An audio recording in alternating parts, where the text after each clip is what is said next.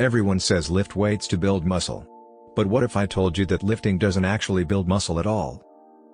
Yeah, it sounds crazy, but the real process of muscle growth happens after your workout, not during it. Let's break it down step by step.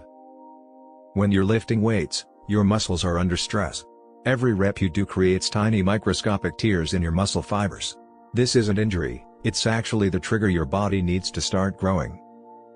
Think of it like this: your body sees those tiny tears as damage, and it wants to protect you. So it responds by repairing those fibers and making them stronger than before. To repair the damage, your body sends protein, amino acids, and nutrients directly to your muscles. These are the building blocks your body uses to rebuild the torn fibers. When those fibers rebuild, they don't just go back to normal, they grow thicker and stronger. Over time, this process is what increases your muscle size. This is known as muscle hypertrophy.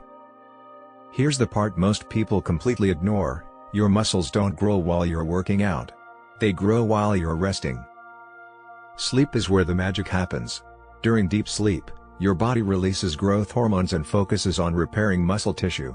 Without enough rest, your progress slows down, or even stops. And none of this works without proper nutrition.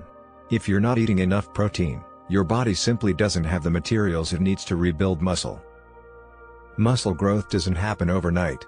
It's a slow process that takes weeks and months of consistent training, eating, and recovery.